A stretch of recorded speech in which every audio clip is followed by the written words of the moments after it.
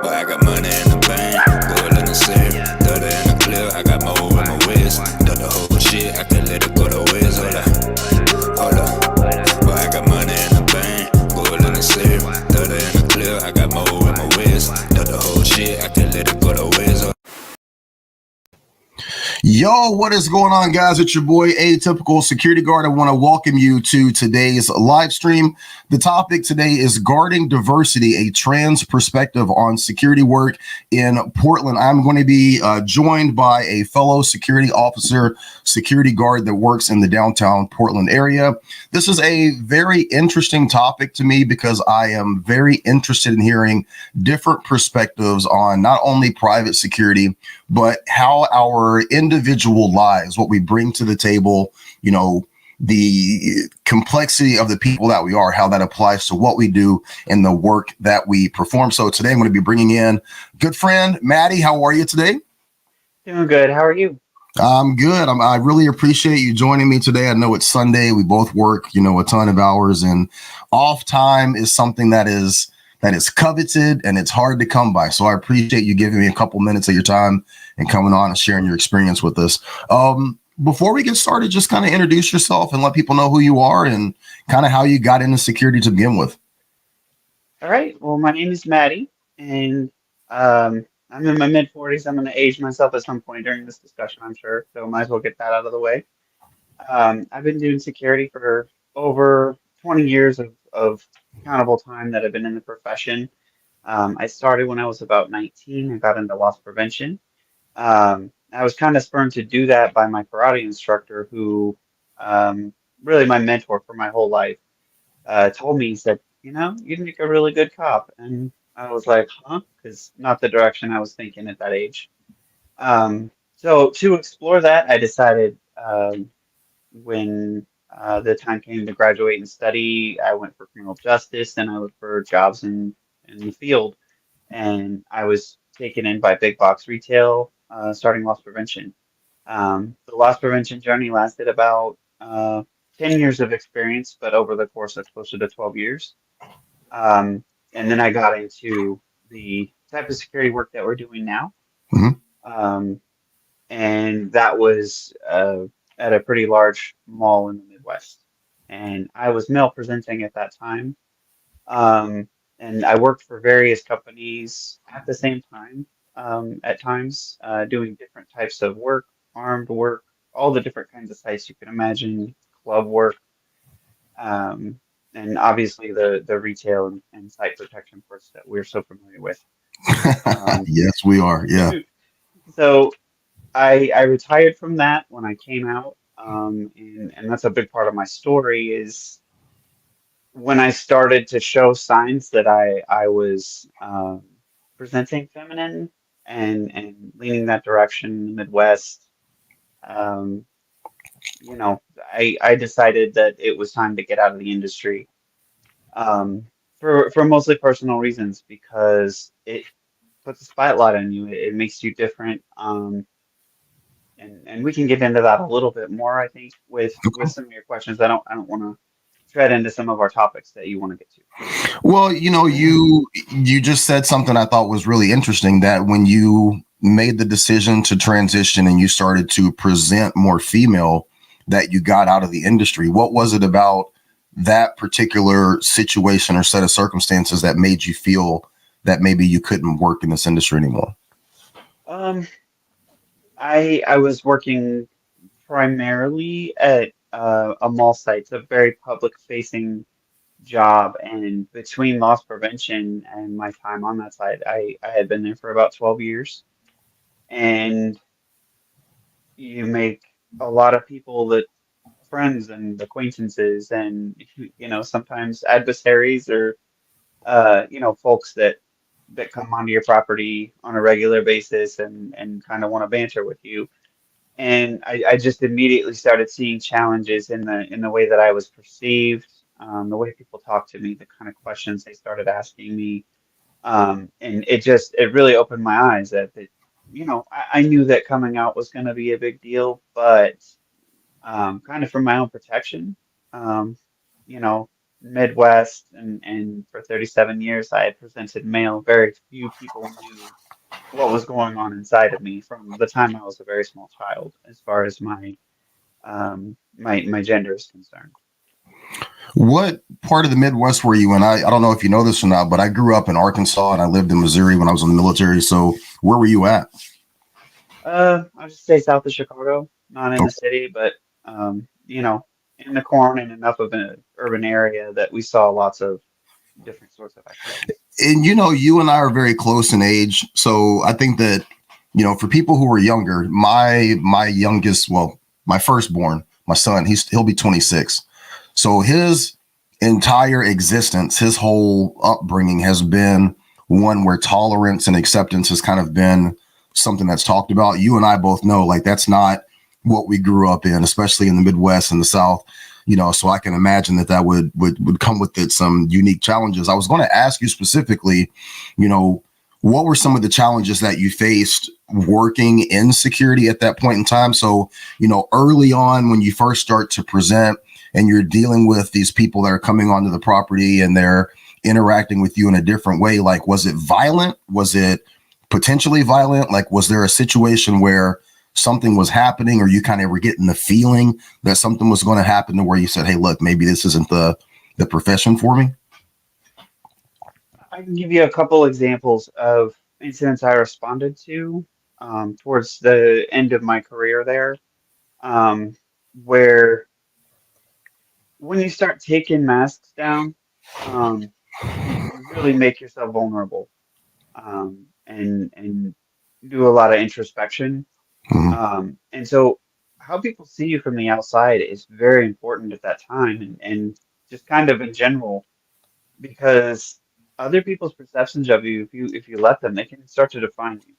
Yeah. And when you're just coming out in that vulnerable sort of way, um, the one incident that I want to refer to, I had it looked like a full-grown adult female. I heard screams, not coming from her, but a voice, and it was a 9-year-old boy. Um, I called the 1010. I went to respond on foot and came around the corner, and I saw this very large female, bigger than me. I was 200 pounds at the time. I was a union laborer. Um, Up over the top of this kid, holding him down and literally using her fist to punch his head into the tile. The screams were horrifying. I mean, it was just a terrible, terrible thing to walk up on, and not the most terrible thing I've ever seen. Um, I, you know, I stop the aggression, do my part to make sure that parties are separated, the threat has been, neutralized, that the victim is okay and getting attention. And I just found myself in the middle of this crowd and blink. I didn't know what to do. I felt out of my own skin, and it's something that has happened a few times. But that sort of took me back a little bit, like, wow, can I do this with this same mindset that I've been doing it my whole life, or do I need to have a different approach? Yeah. Another instance, I responded just, I was literally in the right place at the right time, and a lady fell into a seizure. I was able to like get over the top of a table and catch her before she hit the ground, treat her, call the paramedics, get the whole thing going. And I went outside and went around the corner and just started crying. Yeah. I'm not sure what it was, but when I decided to make that change, like I said, when you pull masks down, start to pull those shields down and expose yourself, you become vulnerable, and things that might not have bothered you or scared you become a different thing entirely. I can relate with that. 100%. I can relate with that. I got into security kind of by happenstance. I had moved to Portland to take a job with Multnomah County Sheriff's Department. I was in the pipeline for that. And because of my big mouth, I can't ever just let sleeping dogs lie. This was during COVID, during 2020. And there was a lot of things about Portland clearly that I didn't agree with. And one of the issues was that, Multnomah County is not, in Oregon, or Portland rather, is not very friendly to Second Amendment rights. And so I felt that I was being stalled in terms of getting my concealed carry permit.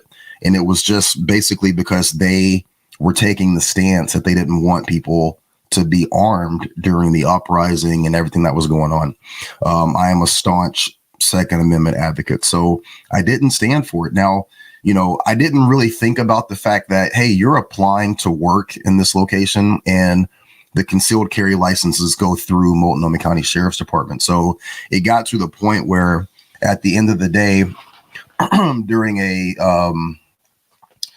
executive protection detail for K2 News, we were at the Red House. If you remember the Red House situation that happened in the autonomous zone, they had kind of taken over a couple blocks, and we were approached by multiple members, and I will just say Antifa, multiple members of Antifa who were carrying firearms.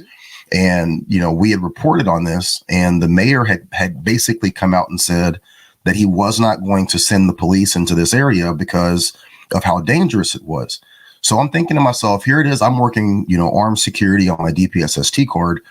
I've got all of the certifications. I've got, years of history of having concealed carry licenses in, Missouri and Pennsylvania.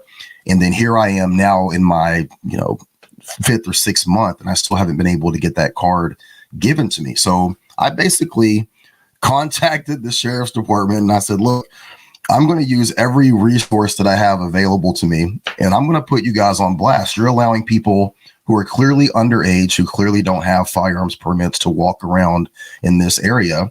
And, Portland is a weird position because you can only open carry if the weapon is unloaded or if you have a concealed carry license. It's a weird ordinance.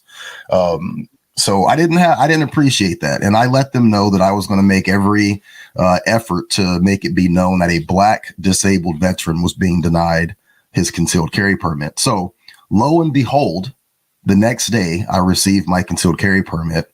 And within a couple of days of that, I received a letter that I was no longer under consideration for hire and that I would not be able to reapply for the next 5 years. So, I won the battle and I lost the war. But at the end of the day, private security has ended up being a better location for me. Since then, I've had two offers. One offer with the Port of Portland to become a police officer, one with Portland State to become a police officer.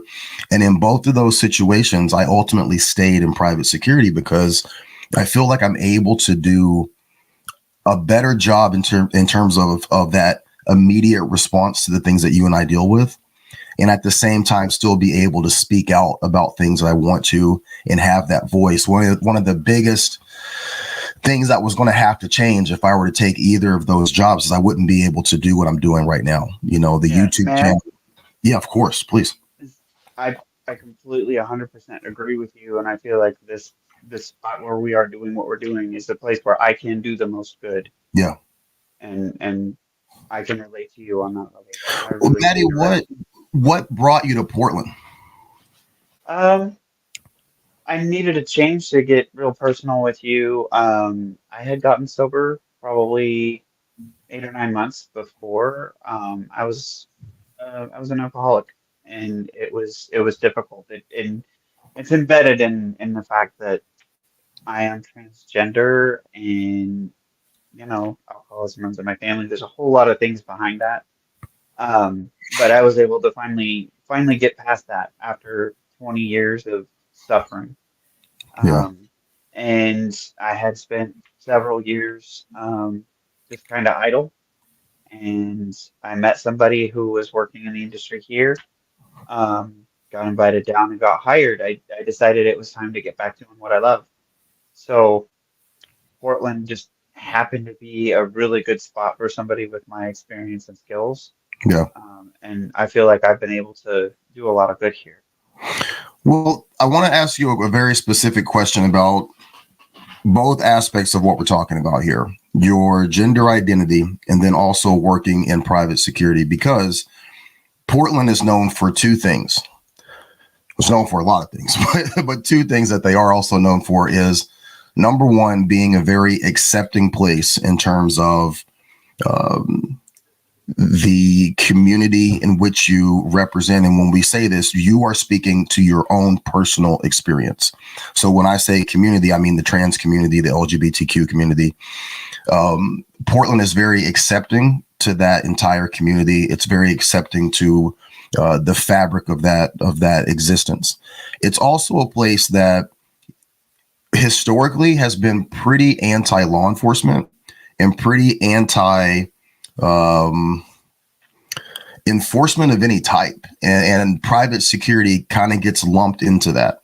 You know, when we were working during the 2020 protest, the George Floyd protest, the riots, I felt a lot of, not necessarily like being conflicted with the Black Lives Matter movement, but I felt that I had to answer a lot of questions that I didn't really feel applied to me in my job. So I'm working in security, but I'm wearing this uniform that looks very law enforcement-esque. I'm clearly a Black man. And that conversation seemed to come up a lot. It came up a lot in positive terms, and it also came up a lot in negative terms with how people approached me and the things that they said to me about both sides of that equation. So my question to you is, how do you navigate that balance between ensuring safety as a private security guard, but at the same time being true to your authentic self? And when I say that, I mean maybe how you view law enforcement from the position of a trans female, or how you view enforcement agencies or any of the issues that come along with policing. If you see any of the issues that are going on in terms of how police might respond to protest here in Portland, or difficult topics, you know, that's a balancing act. So it's been a balancing act for me as a Black man to have to sometimes navigate those waters. How do you navigate those waters as a trans female? Um, I'm gonna have to say I'm very familiar with between the criminal justice school. I was a police explorer the last couple years of high school, and I worked with a lot of agencies in a lot of different cities over the course of time in my experience. So I have a very good awareness of the problems, the systemic problems that exist in law enforcement. Um, I I stand by the police for doing what they have to do to hold the line, but at the same time, there are very deep systemic flaws in the system and how it is put to use. So I understand when someone comes up to me and sees that I'm presenting this uniform in a similar way, the looks of disdain, the comments from people walking by, um, you know, it draws attention to you as a person, Yeah.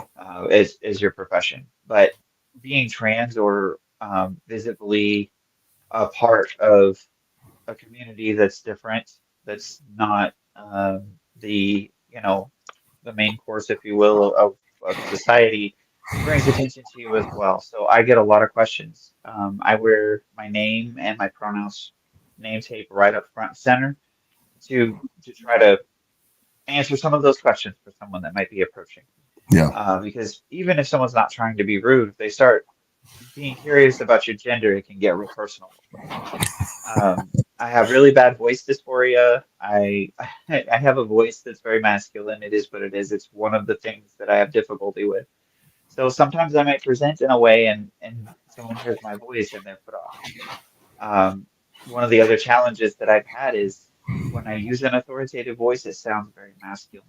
Hmm. And so I have come up with some workarounds. And to be honest with you, getting away from using an authoritative voice has been totally in my favor. Um, Spending more time having a conversation with someone rather than just barking commands. Things that I knew, but if authority voice works, why not? Right. When there's other ways to do it. And I really, that always existed, but I really feel like working in Portland has really brought that out. That we really got to come up with some workarounds that aren't your typical police type activities.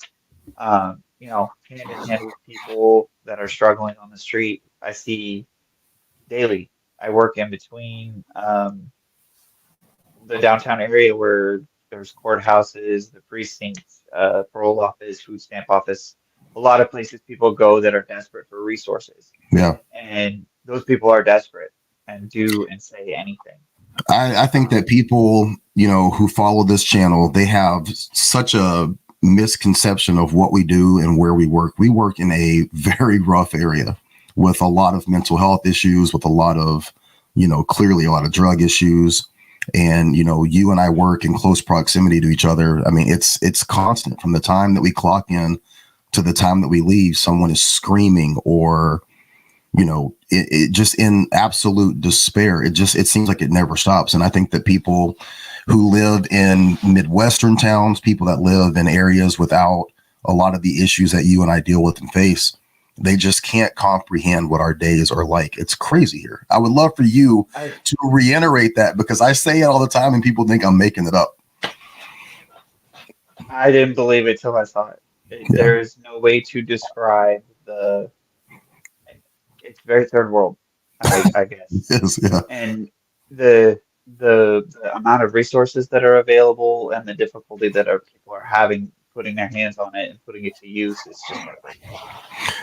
And it really is a difficult, you have to bring compassion, you have to bring that soft voice, you have to come up with workarounds to show them, it's different. And I've had a decent partnership with the law enforcement um, officials that I've had to deal with in my work so far in Portland. I've heard a lot of stories. I've also seen some things unfold in front of me that I wasn't real excited to see. But our approach is extremely important. Um, I know we come across with all of this gear, and uh, it just it paints a picture in someone's mind of what they've seen on TV before, what they've been warned about on social media, that kind of thing. And behind all that, there's a person, and 9 times out of 10, they have some level of compassion. They just don't know how to express it while yeah, they're doing our job. And there needs to be more resources and training for people to have those soft voices. yeah. With the Maddie, retail organizations I was with, I had non-violent intervention training. It's so important. Go do on. you get? I caution myself to say what I'm about to say, because I don't. You and I talk in passing, and I think that over the last couple of months we've talked a little bit more, but I caution myself to not say your community, but that's the only way that I can ask this question. Do you get pushback from people within your community for the work that you do? Like, is there any sort of negativity about you working in a capacity? Like, I know we're not law enforcement, but working in a capacity where we're kind of adjacent to that? You know what? There's pushback everywhere, and every pride flag that someone might fly, it's hiding a multitude of its own sins. And, we've got to understand that regardless of how we're identifying or what the color of our skin is or what language we speak, etc., we're all in this together. It's so important, the humanizing parts of it. But I get ACAB shade from transgender people all the time. For those who don't know, ACAB stands for what, Maddie? All cops are bastards. It All. comes in different And so we forms. get lumped into that, even though we're told all the time that we're not police officers. We get hit with the Yeah, ACAB here in Portland all the time. I agree. super quick. You're not a cop. You're not a cop. But they'll turn around and be like, yeah, They hit you're, with the ACAB. yeah, for real, all the Have time. you dealt with any discrimination within the security industry? I would assume you don't have that issue with your company, but like, have you run across other security guards? One thing about where you and I work, there's such a large number of security companies. I mean, there's like every business has, security. There's security across, at the stadium. There's like officers always walking around in our area. It's so saturated. Have you experienced any discrimination or any sort of issues from other security guards? I think it's really important to acknowledge that it's everywhere. It's in every company because those types of things aren't behaviors that you know, an entity with a name and an LLC behind it have. It's the people, and those people get in everywhere. So, we're going to have the discrimination. You're going to have the, you know, marginalization of people just because it's other people. There's no perfect agency. There's no perfect people. So I have seen it absolutely around, um, because it is intrinsic. Um, and definitely, I get looked up and down by other guards as much as I'm looked up and down by gangbangers that are selling drugs outside my sites. Yeah. Everybody's always sizing you up. Everybody, they want a piece of what's going on here. They want to know why are you trans, working security, highly visible, uh, you know, and they don't understand, the arc of my life is like the iceberg that's underwater. They don't see. They only see the girl that's been here in Portland for a year. Yeah.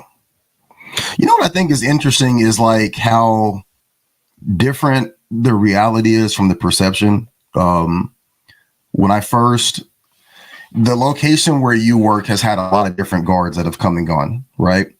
And it's rare One that of them, anyway. yeah, it's rare that I see a guard that stays around for a while. So when you first started working that location, my thought process was like, they'll be here and they'll be gone. I didn't bother to really introduce myself or get to know you or come or interact with you because I didn't really think that you would be there long, because that's kind of been the history of that location. But I will say that, upon first interaction with you, you are you have kind of alluded to some of your own insecurities and some of the issues that you have. But my first interaction with you and every interaction that I've had with you at work has always been one of being very confident and a very squared away officer. And there's nothing about my interaction with you where I've ever felt that you were somebody to be tested. I didn't know your background in terms of your criminal justice education. I didn't know your background in terms of your maybe desire to be a police officer in your past, but it all makes sense now, because when I first interacted with you in a longer form conversation and kind of saw how you handled yourself out on the street, you're such a solid officer. You're very squared away. You're very professional, and you have an aura about yourself and how you carry yourself on post, where I feel 100% confident that you're dialed in. So it's interesting to hear you say that you have like any sort of insecurities about how you present or how you come off, because from somebody on the outside looking in, you've seemed like 100% legit. I don't know if that means anything. That's just one person's opinion. No, I appreciate your honesty, and that feels very genuine. Yeah. Everybody's got those insecurities somewhere. I mean, if it's someone that's insecure about trying to find a partner, or there's something somewhere everybody wants to work on, everybody wants to be better, or there's something they see in someone else, or an idea that they have of bettering themselves. And I think the important thing is, getting all the training you can get. Yeah. If that training opportunity comes up, take it. Yeah. Especially if it's about, social stuff like nonviolent intervention, um, you know, uh, MOAB, management of aggressive behavior. There's all sorts of tools we can get your hands on. Um, I've been lucky enough to be able to get a lot of training over the years, and that's what you're seeing. A couple of my stepdads, military. One of my stepdads was a DI, my martial arts instructor, 3 tours of Vietnam as a Green Beret. My dad's side of the family, military. I shine my boots the minute they come off my feet. I make my bed. You got to keep the basic disciplines, and that's what you're seeing when I go Yeah. on post. I'm a guard. I'm Maddie, but that post is mine, and I will keep it.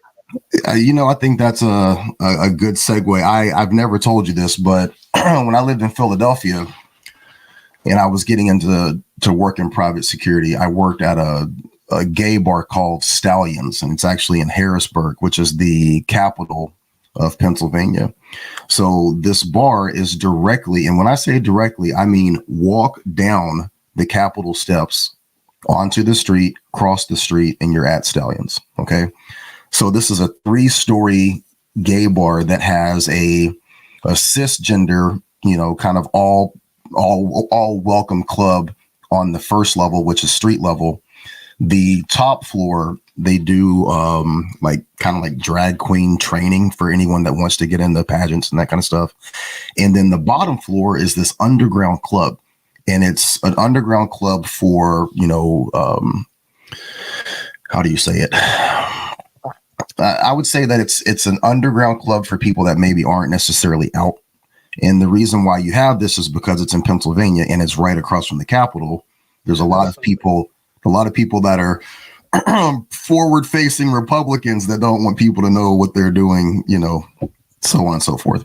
My point in bringing this up is that you would have a lot of people that would come into the main level, the cisgender level, and, guys would get curious and they'd say, oh, I want to go upstairs and peek around the corner, or I want to go downstairs and peek around the corner. And the directive from the club was, look, anybody can go anywhere they want. If they want to go upstairs, take a look, they can. If they want to go downstairs, take a look, they can. But let them know, like, we don't have bouncers on the top floor and we don't have bouncers on the bottom floor, because both of those areas are, I hate to use the word safe space, but those areas are safe spaces for the communities of people that are utilizing them, right? What people often forgot is that whether you went upstairs to the 3rd floor where the drag queens were, or you went downstairs to the bottom basement where people were engaging in whatever, you're going into an area where there's men on both of those floors. And there was no tolerance for any bullshit. There was no tolerance for any sort of, negativity or any sort of drama. Like, they didn't need bouncers down there because on every level it was going to get handled. And the amount of times where people came in on some disrespectful shit, and I would tell them, like, hey, look, I work the main floor. This is the area where, like, we have the bouncers here. If you go down there with some bullshit, or you go upstairs with some bullshit, like, you're going to run up against some problems. And we saw some situations where it got handled. And, people often misunderstand how someone is presenting in their look with their ability to handle themselves. That was a very long-winded way of just saying, like, you are truly capable of your job. You're truly capable of protecting the area that you're working. And I think that sometimes people, for whatever reason, just have this attitude that somehow there's going to be this disconnect, that you're not able to do that. I have a couple of thoughts there. Just about every interaction I've had with someone, and this will pertain to the particular crowd that I have more on the other side of downtown that I normally work at. Yeah. Like, every time that I've had a major incident with someone, within a couple weeks or a month, that person has always come back to me, apologized for their behavior, and we fist bump when I walk by. Yeah. I feel like I have developed a very strong relationship with the community downtown.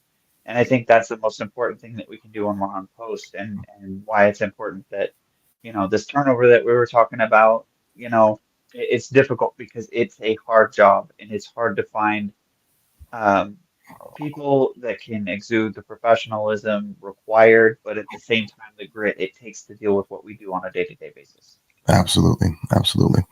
Well, Maddie, I always give people the opportunity to ask me a question. You work with me, you work around me, what can I answer for you? I see a lot in you that that I have in the past really, tried to be, and I think what you're doing is really cool. I really like your platform. I like the way that you share information. What's your end game? I don't know. I've thought of a lot of things. I've thought about law enforcement. I don't think that that's where I belong. I like what I'm doing now. I think that ultimately, I would like to see this platform grow and for it to be a hub of information for security guards. Things like this are important. Conversations about policing are important. Political conversations are important. So I think that if I had my way, like this platform would get to a point where we have 100,000 subscribers and everybody is coming on here and we're doing conversations like this or conversations around private security in general and all aspects that shoot off from that. And ultimately, what I want is for this to be a place where, you know, you have just as much access to the people that are here as I do. That, you know, another security guard that's working event security has that much access to that group of people on the platform as I do. I want this to be a hub. But it's just finding a way to make that work because everybody has their own individual thoughts, feelings, and agenda. And I just want to be a voice. But at the same time, I have to be able to support my family. And I don't know that, you know, this is a viable option. So I really don't know, Maddie. Be 100% honest with you. I don't know. Fair enough. Can I make one more comment? Absolutely. Just based on what you just said, I think for folks in the trans community that would hear this, or anybody in a community that's marginalized, is find your voice and use it. You are your Absolutely. biggest ally. You are your biggest out advocate, and no one's going to speak for you. You don't know what you have inside, or other people don't know what you have inside to get out, and you've got to get it out. Communication is free. Find your voice and use it. Absolutely. Well, Maddie, thank you so much for being a part of the show. I hope that this went well for you. I know you were a little nervous coming out here talking to me. Everything go okay for you? Absolutely. All right, And good. very comfortable, and I was glad to be able to share. Absolutely. Well, I look forward to seeing you back at work this week. You be careful and enjoy the rest of your day, okay? All right, thanks. All right. Hey, hang out for me in the waiting room. I'll be right there, okay? Stand by. All right, guys, I want to thank you for being a part of today's live stream. Please make sure that you check out Bones and Brew Security Gear.com. Buy yourself a couple t-shirts, get yourself a couple morale patches, and remember to like, share, and subscribe. As always, watch your back, watch your six, and be great. All right, be great.